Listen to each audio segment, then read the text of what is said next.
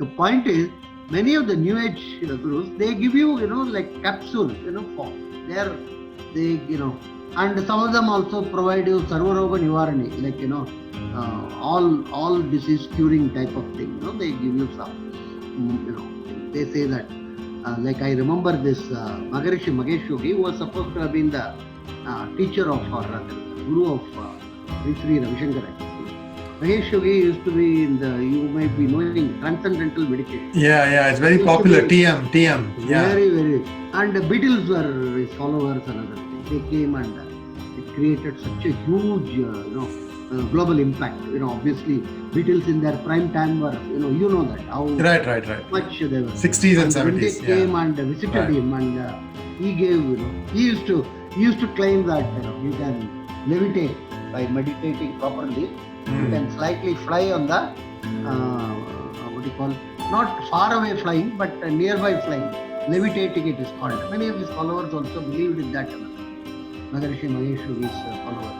And incidentally, after him again the same thing.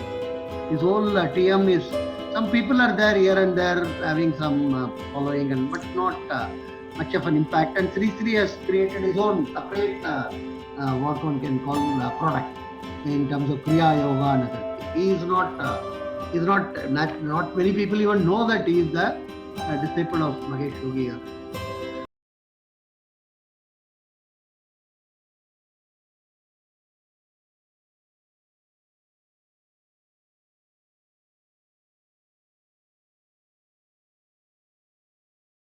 Hello and welcome to PGurus channel. I am your host Sri Iyer.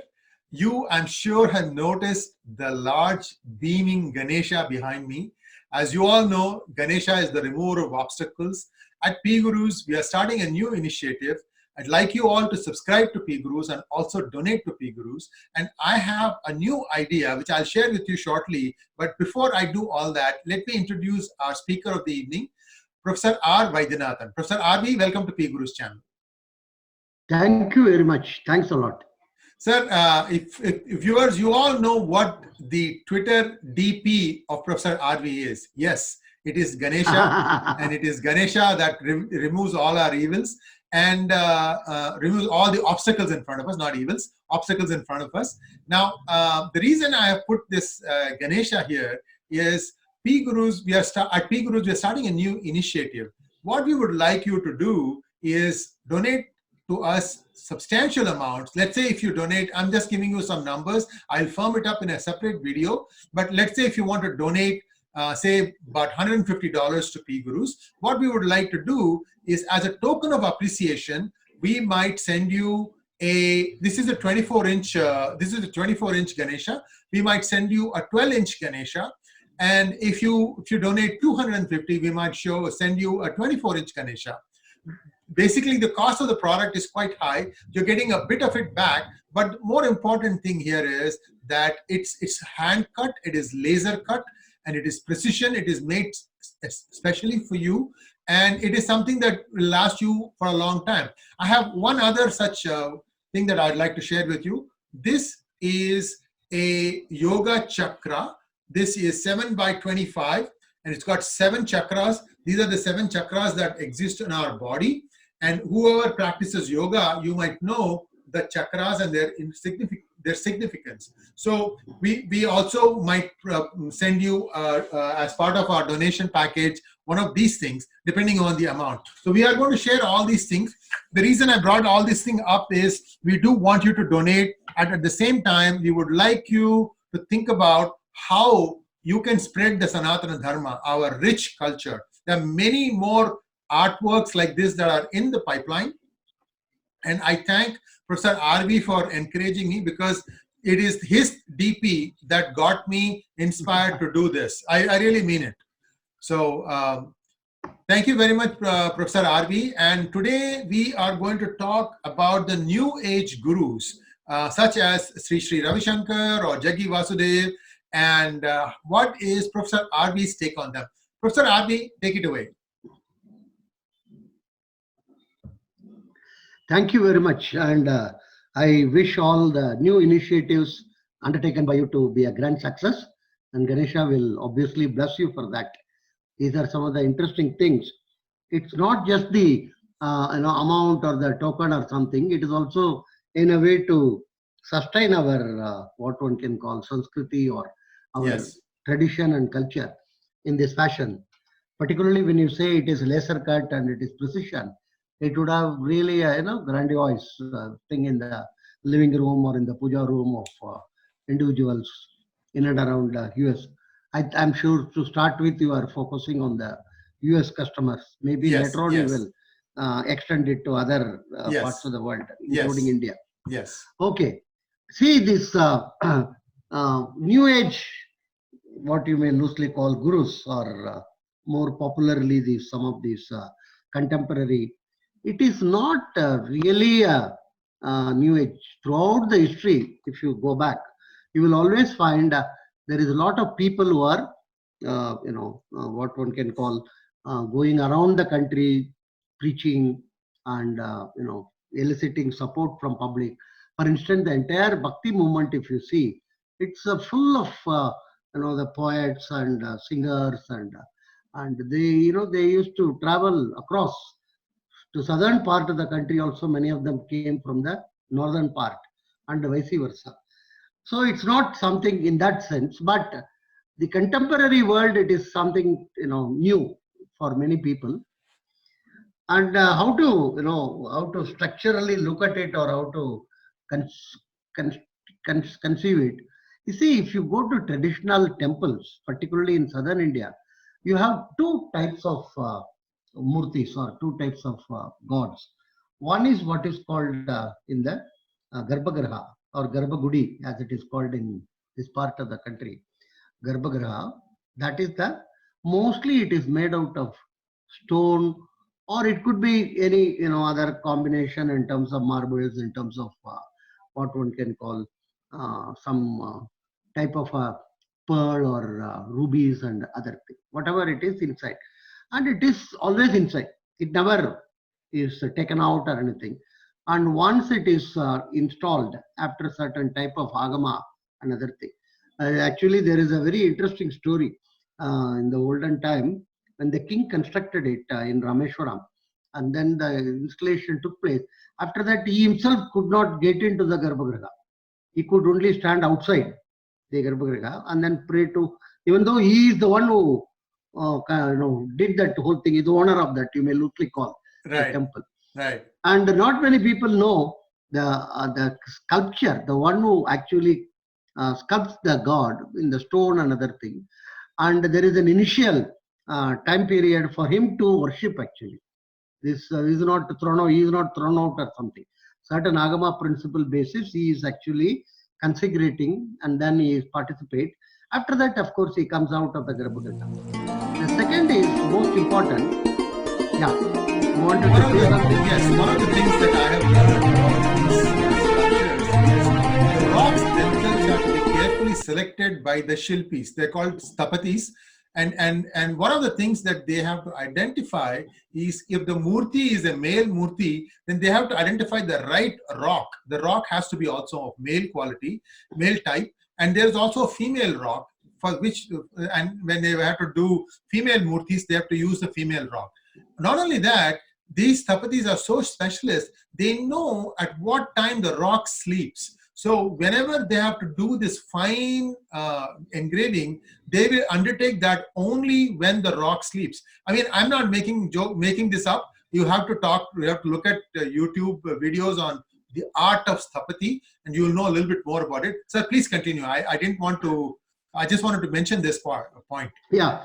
No, more important, not many people are aware of it even. They all argue, only Brahmins can go inside the Garbhagriha in southern temples and all. All that is crap actually. Not all. For instance, you could be a Brahmin, somebody else could be a Brahmin. You cannot enter actually. It can be entered only by people who have trained in Agama Sastras and who have undertaken certain type of vows, and who have, for instance, I remember in this Tiruvannamalai temple, once I was there, some 21 or 22 people are there at that point of time doing all this, what one can call puja and other thing. So somebody brought flowers and then he stood at the entry of the Garbhagriha. He didn't enter inside.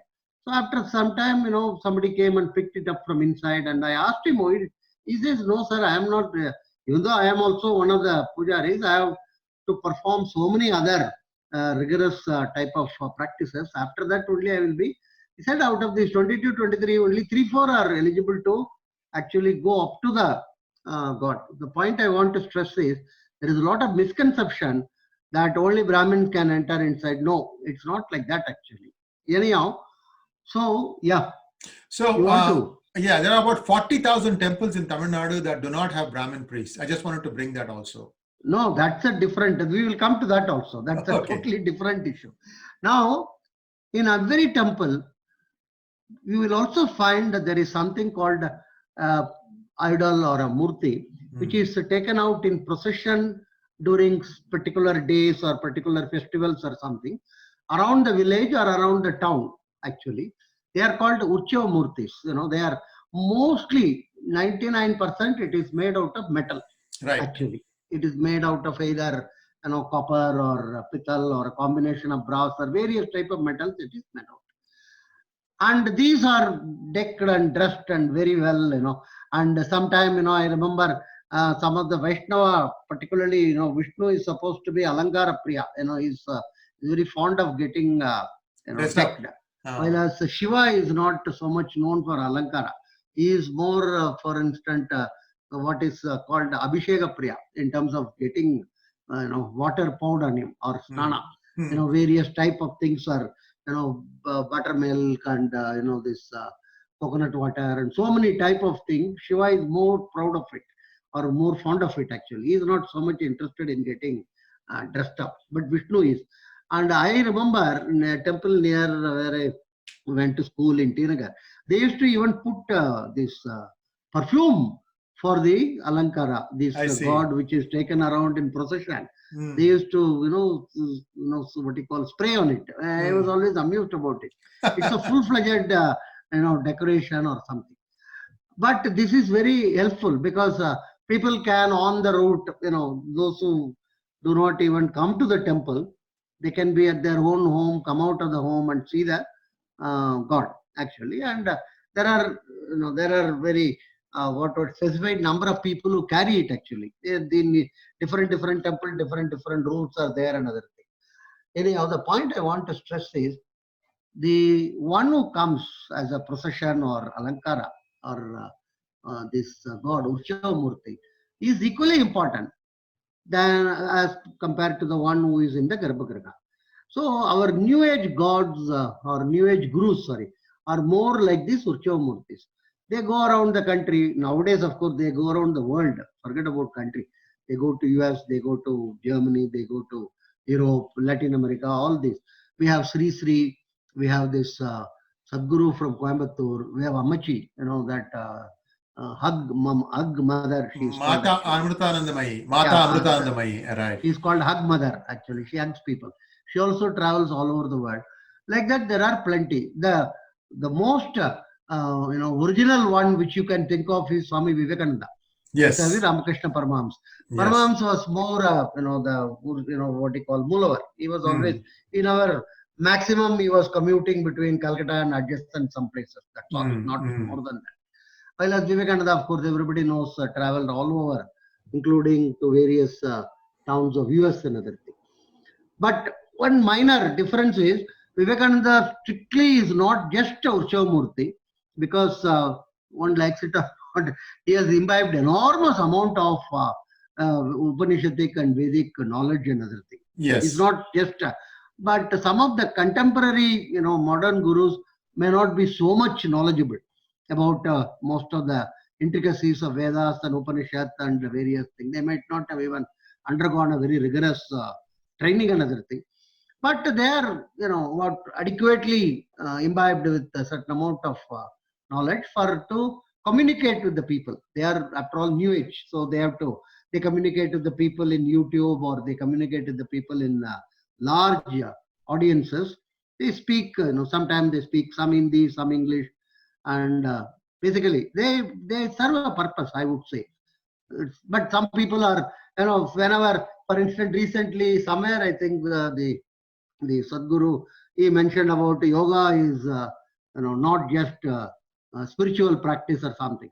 He basically wanted to communicate, I think yoga anyone can do, Christians, Muslims, and everybody can do. I do not know under specific context, but the point is, he wanted to say that yoga is transcending your individual beliefs and other things. So many, in Twitter and various social media criticized him. How can he say yoga is part and parcel of our Hindu thing only? This is what is happening to some of the modern gurus. And same way, I think Sri Sri at some point of time made some observation about what he is teaching about. That is, it is beyond the what one can call religion. So when these type of statements are made, then there is huge amount of. But my point is, give or take, plus and minus always is there, because they are traveling all over the world. They are having different type of audiences and different type of what you may loosely call in the marketing jargon customers. They have to meet their requirement also.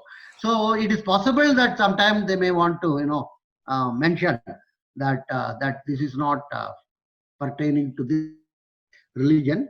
It is transcending the religion. It's quite possible, but there is nothing. I would not immediately pounce on them or something. They have a very large role to play in terms of carrying certain amount of messages to large number of people. And in the process, of course, one would not say they do conversion like the Christian missionary, but they do significant amount of changes in the mindset of people. For instance, your ISKCON, our what one can call the founder of that, actually, Prabhupada, they call him actually. So he has a significant amount of followers he generated. Incidentally, he is one of the very interesting type of what one can call Urchava Murti. At the age of 65 or 67, he went to US. Not when he was in his 30s or 40s. And then he built it up. He just landed in New York. And then he was staying in a loft in one of the thing. And he used to go to some nearby park and do the Sankirtan. He used to have the drum and alone, single. I remember I was reading his, background. Some $100 or something he has to pay the rent, which he didn't even have enough money in those days. I'm talking about 1966, 65, that time. And then he used to buy some fruits and other things. His expenditure statement and other thing was, I was reading it, very interesting. He was telling, I spent something like 50 cents on the subway, and then I spent some $1 on some fruits, and then $50 on some rice, and he struggled hard, but he collected some, youngsters, and it has become a global type of a thing. And his own thing, is what you may loosely call his guru. He actually encouraged him to go to US to communicate the issue of this Krishna Bhakti, or rather what you may loosely call of course, himself uses the word cult. So it's a Bhakti Marga, I would call it. Many of these are actually somewhere or other connected to the Bhakti Marga. We have Jnana Marg, we have, Karma Marg, and Mahatma Gandhi was supposed to have been part of the Karma Yogi. He was doing his karma, but these people are all actually, Baba Ramdev, for instance, he collects something like 15 to 20,000 people for his shibir, every day, and then plus every day morning he participate, and then what one can call does it in the television channels, and I am given to understand some 1 to 2 million people follow him in the television in the early morning all over the country. So it's we had a Nayanmars, we had Alvars, we had Jayadeva, Gita Govindas, and we had so many type of these bhakti thing. And what is the advantage of this bhakti thing is, kindly note, the most important is it encompasses different type of classes and castes of people. It doesn't discriminate at all, actually. Yes. And yeah, of course, some amount of rich poor distinction will always be there. That is separate. But I am talking about in terms of, so all people are participating in this. You can chant, you can join Baba Ramdev and chant, or do yoga. It doesn't matter as long as you have a mat and then go there. Maybe some shibirs he may even charge. That doesn't relate to all people. So this is one thing which is a great. You see, kindly note, most important, many people don't realize we are not a congregating religion at all. Unlike Christianity or Islam, which are traditionally congregating religions. Every Friday, for instance, Islam is expected to congregate. Every day, actually, 5 times a day, but more important is Friday. That is the Jummah type of day. Similarly, every Sunday, the Christians are expected to congregate. For Hindus, there is nothing called a congregation day or something. The massive congregation take place during Kumbh Mela. But that is, individually people all assemble there and then they disperse. There is no single leader or somebody who tells you do's and don'ts and other. Same way, we are not a congregating, but these New Age gurus facilitate the process of congregating in terms of getting large number of people at a single location, or either doing Kriya Yoga or for doing this Ramdev's thing, Patanjali. So from that point of view, it creates a unifying thing. And somebody told me, I have not checked it, that some of these New Age gurus followers also have a matrimonial type of a site in terms of, among the followers, their children or, boys and girls, they encourage to get to know each other. And I have not really gone into that, but that's a very interesting thing actually. Right. If it were true.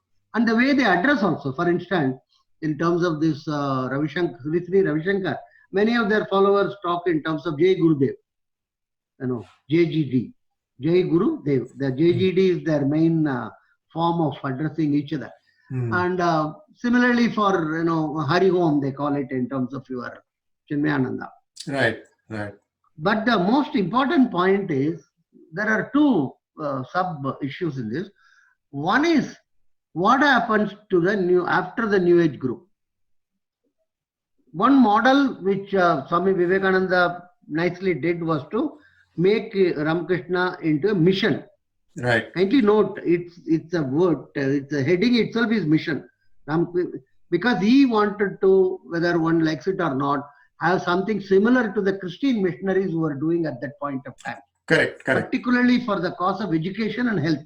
Yes. These are the two areas in which he wanted to focus. So he created Ramakrishna Mission with its own structure, president, vice president, and mechanism, and it is surviving very nicely over a long period of time. It's not based upon a single person or single individual or anything. It has a huge, organizational structure, something like a church, you may call it. And the same thing Chinmaya also have done. They are also calling it a Chinmaya Mission. So once you get it into a mission mode, then there is a succession issue is to some extent sorted out. Yes. Because you have a hierarchical structure. Right. Hierarchy, and then you have a method of electing people, and you are, all these things take place.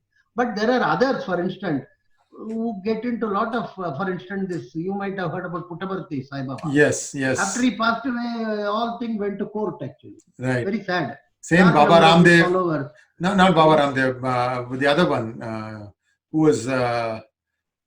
Please go ahead. And there was one other person had the same problem. Then you have this, some such a giant like Maharishi Aurobindo.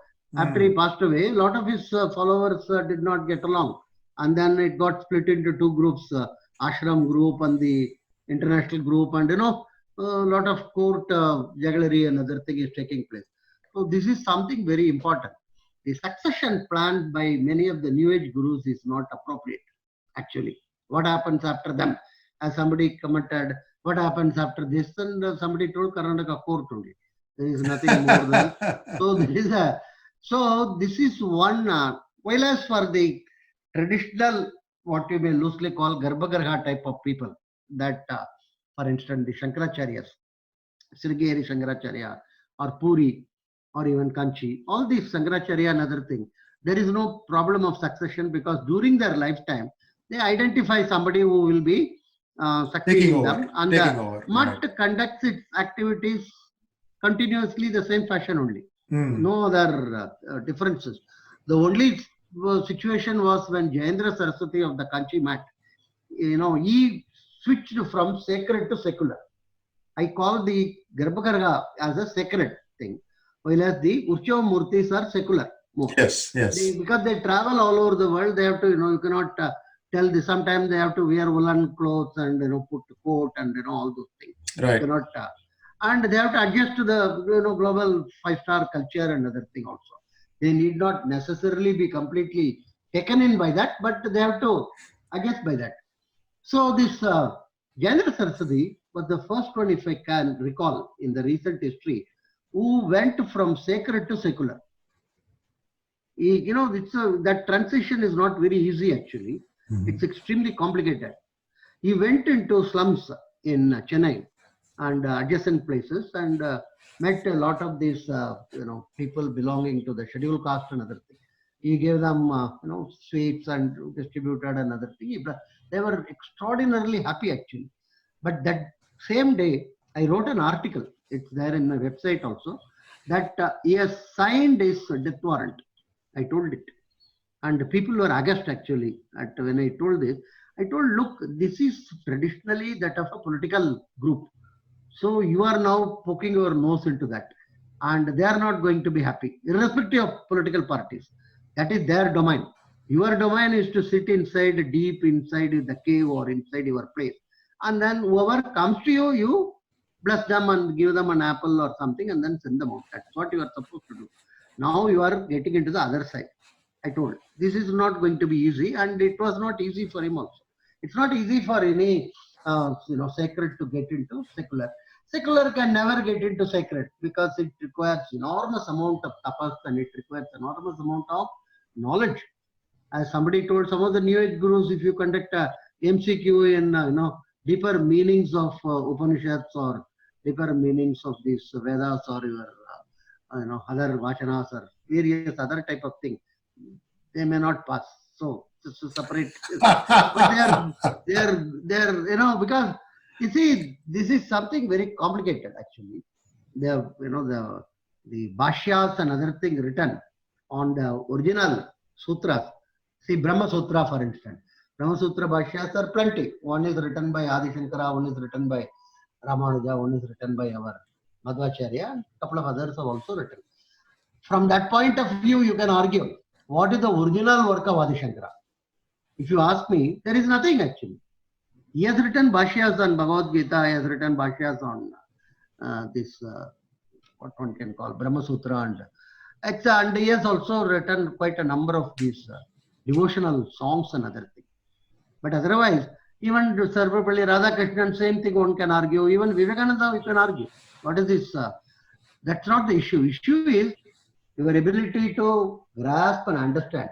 For instance, Brahma Sutra Bhashya is not something which is very easy. Each one has interpreted it in his own. That's how the whole Advaita, Visishta Advaita, Advaita and other things came. So the New Age Swamijis who are secular cannot become suddenly sacred. Very difficult. But sacred sometimes attempts to become secular. The Mahaswamiji, who is the senior most, who passed away teaching 100 years, he never got into secular activity at all. He was sacred always. For instance, even if you go and ask, say, I want to start a school, I want some donation, he will always point out to me, for instance, if I am well-to-do, he will say, you help hire to start a school, that's all. He will not be he will never collect money from me and then give it to you. This most important point to be observed. He was always a facilitator, that's all. He was never a conduit. So the seculars are more conduits. They would collect it, they would have trust, they would have bank accounts. Some of these New Age Swamijis, I know they have some 80 to 100 bank accounts actually. I don't know how they really manage. They have a huge number of chartered accountants to help them and lawyers to help them, and it becomes a very complex functioning and structure and other things. So the most important point is, what is the succession plan of this? Not all of them can be in a mission mode or anything. The second is, many of their followers are like what you may loosely call water on lotus leaf type of followers. Water on lotus leaves. Yeah, it is not fully sticking to them. It is not also away from them. And they are very happy because the messages given is also not very complicated. Most of the New Age Swamijis give you simple messages. I remember on Anukul Thakur, used to be there in the border of Bengal and Bihar. He was very popular. This Anukul Thakur and his son also. I don't remember the name of the son. He used to get some lakhs of people for his Paurnami on the day of the full moon. He used to deliver lectures. Believe me, sir, I have visited at least twice actually. Literally lakhs of people, not one or two. Comes from all the rural areas, and some of them come in bullock cart, some of them come in motorcycle, and and his ardent followers have a towel or something, go around, and then people put 5 rupee, 10 rupee, 1 rupee, whatever is the enthusiasm and other thing. I was fascinated by his popularity actually. The driver who took me, that car fellow, he also had a picture of him in his car. And it is cutting across caste, cutting across even religion. Large number of Muslims are also present in Anukul Thakur's lecture. I was wondering, but his message was so simple, He says, be good. Be good to people. Don't harm anybody.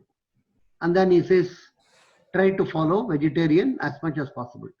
Like this, if I can also say this, you can also say this. I don't think lakhs of people will be able to get, even 2-3 people won't be coming to hear us. You'll say, what rubbish this fellow is talking. Anyhow, the point is, many of the new age gurus, they give you, like capsule, form. And some of them also provide you sarvaroga nivarani, like, all disease curing type of thing. They give you some, thing. They say that, like I remember this Maharishi Mahesh Yogi, who was supposed to have been the teacher of, or rather the guru of Sri Ravi Shankar actually. Mahesh Yogi used to be in you might be knowing, transcendental meditation. Yeah, it's very popular. TM. Very, very. And the Beatles were his followers and other things. They came and it created such a huge, global impact. Obviously, Beatles in their prime time were, that how right. much they were. 60s and 70s. When they came and visited him, and he gave, he used to claim that you can levitate by meditating properly. You can slightly fly on the not far away flying, but nearby flying. Levitating it is called. Many of his followers also believed in that. Another thing, Maharishi Mahesh Yogi's follower. And incidentally, after him again the same thing.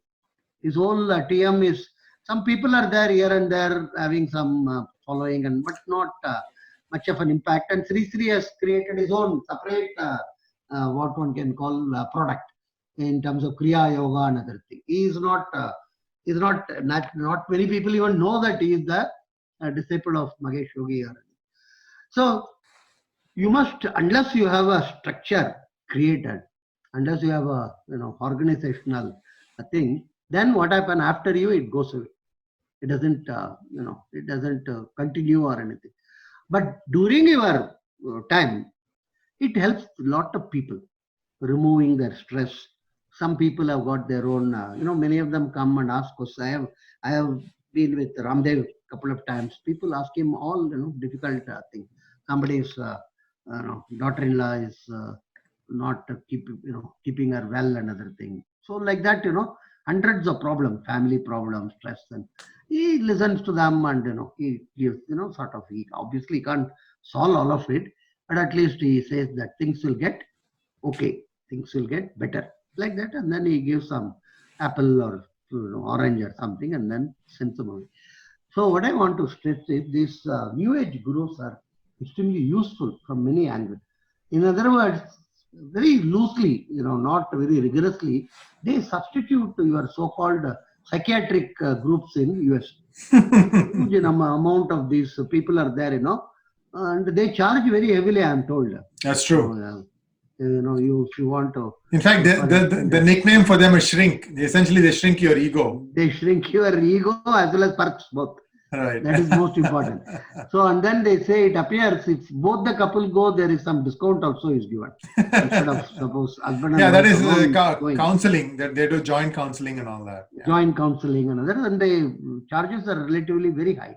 That's true. So our new age gurus, to some extent, I will not try to have 100% comparison. They, what one can call loosely calling, they perform that function. Actually, in the West, that in the old past, nowadays I do not know, The priest and bishops used to perform that function. The ordinary, the lay people who are the church members, they used to go to the priest or they used to go to the pastor and then tell all their worries and concerns and confession, right? Confession booth. Yeah. No, confession is the sins they have committed and the sins they want to commit and all those things. That is a separate type of a thing. This is also, generally, things are no well and my husband has got sacked from job and all this. And the priest is supposed to, he will say some nice words there, the sense he will tell things will settle down, don't worry, and all that type of thing. Same thing in the mosque also. The congregating religions have this facility. We don't have it actually. For instance, very, very rarely people go to the temple priest and tell him all the problems associated and other things. No, there is no way you can. And because most of the priests in our system at least are expected to do the puja and chant the mantras and they are not really in terms of what one can call preaching. They don't do that. So the point I want to stress is we have to understand the role of the New Age gurus, that they do have a good role to play in the society. They bring certain amount of orderliness, certain amount of calmness. They also unite people across communities and caste and other things in terms of congregating. And they also play a role in terms of providing some amount of solace or goodness. To expect beyond this from these people is not appropriate. If you want to really, then you have to go to Ramakrishna Paramahams, that type of thing, where you get, completely internalized various aspects of subtleties of human existence. And then you are more interested in looking at things which are after death or after your life span is over. With these New Age gurus, it is much more in terms of current position, current situation, current comforts, and then to what extent you can improve yourself in terms of doing some social service or in terms of doing some puja and kriya and in order to what one can call overcome. Sometimes they also give you some what you call tips for good health. They say if you do this yoga, this helps you to have less joint pain. If you do this, it will remove your headache and various other. So this worldly good things are offered by the New Age gurus. If you want otherworldly, then you have to go to the Garbhagriha. This is something which you have to, and both are complementing according to me each other. There is no point in criticizing this or appreciating the other or something like that. The only point is sometimes some New Age gurus are exposed as frauds or something. Some news item periodically come. There was one fellow called Nityananda. You might have heard about him also. Yes. And there is somebody in Asharam, Babu, in up north. Right. Various, one doesn't know, some cases are going on, another thing. That always, what do you call a New Age guru, always there will be a huge market. It's like a product differentiation, selling your thing, and there is always some who are not what one can call reasonable or who are not acceptable, another thing. It always is there. But other than that, I think they have a role to play.